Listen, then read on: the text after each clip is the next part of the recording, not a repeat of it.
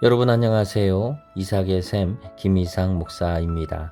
우리에게 새로운 날 또 한 주간을 우리에게 허락해 주신 것을 감사를 드립니다. 이번 주간 또 오늘 월요일 여러분 힘차게 승리하시기를 소망합니다.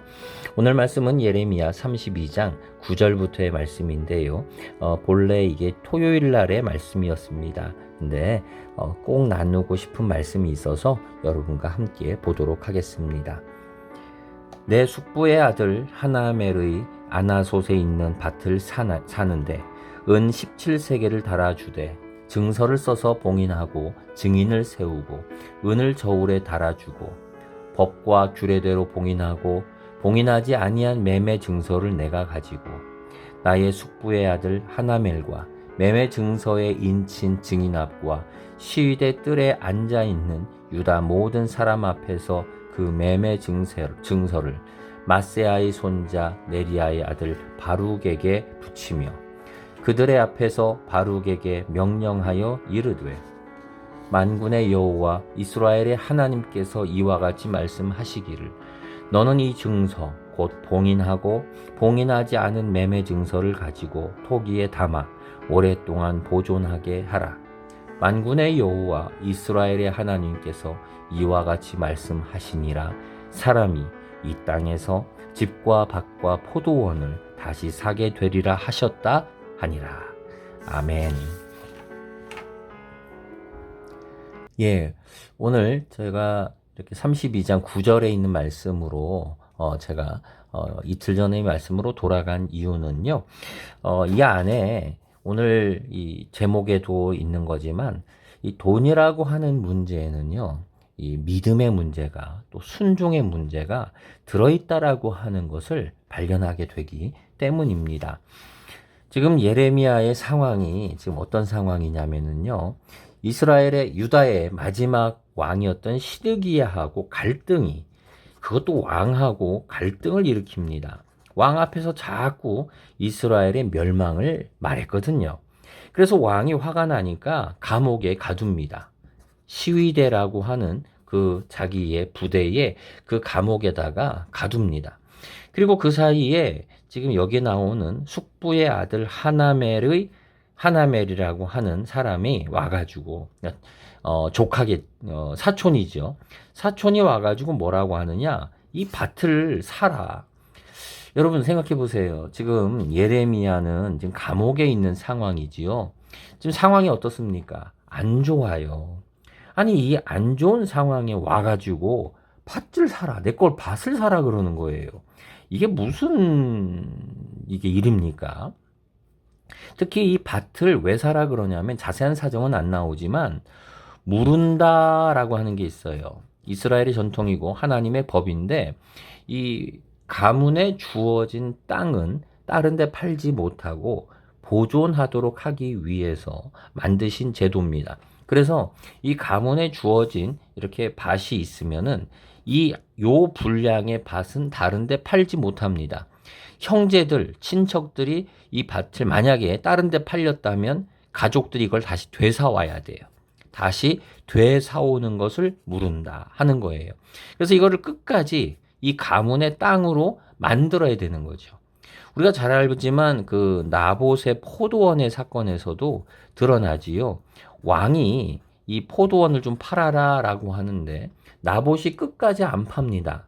그 이유가 뭐냐 하면은 바로 자기들에게 주어진 가문에 주어진 이 땅 하나님이 주신 거기 때문에 팔 수 없는 거예요. 팔면 안 되는 거예요. 그래서 나봇이 끝까지 안 팔죠. 그렇게 했다가 죽게 되는 거예요. 지금 이렇게 이 밭이 팔릴 위기가 되니까 지금 이 사촌이 와가지고 이거를 지금 네가 물러라 이거예요. 네가 좀 사라라고 온 거예요. 물론 이제 하나님의 법이니까 이제 이걸 요구하러 온 거겠지요. 그러나 이 사람은 그래도 좀 상황을 너무 모르는 것 같아요. 지금 감옥에 있는 사람에게 위기 속에 있는 사람에게 와서 이 밭을 사라니요. 더군다나 지금 나라가 망하고 있잖아요. 아니 망하는 나라에 그 땅이 무슨 가치가 있겠습니까? 응? 좀 이렇게 상업이 흥청하고 도시가 북적북적하고 그럴 때나 가치가 높은 거지. 이 나라가 망하고 있는데 무슨 가치가 있겠어요? 가치 없는 거죠. 어떻게 될지 모르는 상황이에요. 더군다나 예레미야가 예언한 대로 지금 몇 수십 년이 걸려야 이스라엘이 돌아온다라고 하는데 지금 이 땅이 무슨 가치가 있겠어요? 근데 하나님이 이 땅을 사라고 또 말씀을 하셨어요. 그래서 은 17세겔을 주고서는 삽니다. 근데 하나님이 여기에 조건을 다세요. 증서를 쓰고 그걸 봉인하고 증인도 세우고 그리고 돈도 주고 그리고 이것을 이 매매 증서들을 가지고서는 어떻게 하느냐? 이걸 가지고 가서 이제 하나멜과 함께 가가지고 이것을 바룩이라고 하는 사람에게 이 사람은 지금으로 말하면 서기관입니다. 그래서 예레미야의 많은 이런 예언과 말들을 기록하는 역할을 하기도 했던 사람이에요. 자, 그 사람의 앞에 가서 이거를 다 맡겨놔라 라고 하는 거죠. 그리고 14절에 있는 것처럼 이거를 토기에다가 담아가지고 오랫동안 보존하게 하라라고 하는 거예요. 지금 좀 전에도 말씀드렸지만 땅의 가치가 떨어졌어요. 이제 이 땅이라고 하는 게 점점 소용없는, 가치가 없는 거죠. 소용이 없어요. 그리고 가지고 있어도 어떻게 될지 모르는 그러한 상황이 점점 되고 있습니다. 지금 사회적 분위기가 어떻겠습니까? 소망이 없겠죠. 희망도 없겠고요. 절망이 가득할 거예요. 지금 왜냐? 밖에는 바빌론 군대가 와서 진치고 있고 왕도 힘이 없고 그런 상황이죠. 전쟁이 좀 눈앞에 닥쳐와 있는 상황이고요. 자, 이러한 때에 지금 왜 이러한 명령을 주셨을까요? 왜 밭을 사라 하셨고 그 매매 증서를 왜 보존하라 라고 했을까요? 여기에는 저는 두 가지를 우리는 발견하게 됩니다. 하나는 뭐냐면은 반드시 나는 돌아올 것이다 라고 하는 소망이 이 속에 들어있다는 거지요. 지금 소용없는 것 같은 이 문서를 그리고 이거를 토기에 담아서 보존해라. 이게 뭡니까? 나중에 이게 쓰임이 있을 거라는 거지요. 이건 나중에 쓰일 거다. 후일, 그날이 오면 이거 다 쓰인다 라고 하는, 그러니까 그때까지 이걸 잘 보존하고 그날에 이걸 꺼내 사용해라 라고 하는 소망이죠. 그날이 오면 회복될 것이다 라고 하는 것을 담고 있는 그러한 예언이에요. 하나님은 우리에게 이런 것을 보여주면서 회복의 날이 올 것이다. 다시 예전과 같은 날이 올 것이다 라는 것을 말씀해 주기를 원하셨죠. 자, 또 하나는요. 전 이 부분이 참 중요하다고 생각을 해요. 지금으로 말하면 지금 이 땅을 사는 거는 부동산이죠. 부동산을 매매한 거예요. 다른 말로 하면 돈의 문제죠. 돈의 문제인데 자, 이 안에 지금 여기서 뭐 돈에 투자한다 안 한다 부동산 사는 게 맞다 안 맞다 이게 아니에요. 지금 이 돈이라고 하는 문제에 있어서 지금 이 땅을 사라 이 사라라고 하는 사실 가치 없는 거를 지금 사라고 하시는 거예요. 소용없는 거를 사라. 지금 당장 어찌 될지 모르는 판인데 그거를 사라라고 하는 얼토당토 않은 그러한 말씀에 대해서 지금 어떻게 했습니까? 순종했지요. 순종했어요. 지금 이 돈이라고 하는 문제에 있어서 하나님은 예레미야에게 바라신 게 뭡니까? 순종이에요. 순종. 하나님이 회복시키실 거라고 하는 것을 믿는 이 소망 속에서 나오는 이게 믿음이지요. 믿음의 순종인 거예요. 믿음이 없으면 순종할 수가 없는 것이겠지요. 성경에는 이러한 장면이 종종 등장을 합니다. 여러분, 우리가 그 이스라엘 백성들이 약속의 땅 가나안에 들어갈 때에 하나님은 계속 뭐라고 하십니까? 이 땅을 정복하라라고 얘기를 하세요. 이 땅을 정복하라. 여러분, 땅을 정복한다. 이거는 부동산이 늘어난다. 이 부동산이 확장된다. 이렇게 말을 바꿔볼까요? 또 돈이 재산이 더 늘어난다. 이렇게 말할 수도 있겠죠. 자, 이거를 단순하게 하나님은 우리가 이 부동산을 늘리고 그리고 돈이 늘어나고 이거를 원하신다라고 생각하면 안 됩니다. 이 안에 있는 게 뭡니까? 땅을 정복하라라고 하는데 항상 이슈가 되는 건 뭐냐면은 이게 무섭다고 정복을 안 하는 거예요. 두려워서 정복을 안 하고 자꾸 기피하는 거죠. 이건 뭡니까? 두려움에서 온 불신이죠. 불신앙이에요. 그리고 이것은 불순종이기도 하죠. 근데 하나님은 계속해서 나를 믿고 여기를 정복해라. 여기를 들어가서 너희가 차지해라 라고 하세요. 이게 뭡니까? 이건 신앙이지요.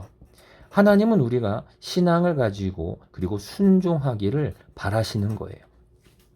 자, 이 돈이든 그리고 무엇이든 간에 이 안에 있는 게 뭡니까? 하나님은 우리가 부자가 되기를 바라신다. 이거는 단순한 거고요.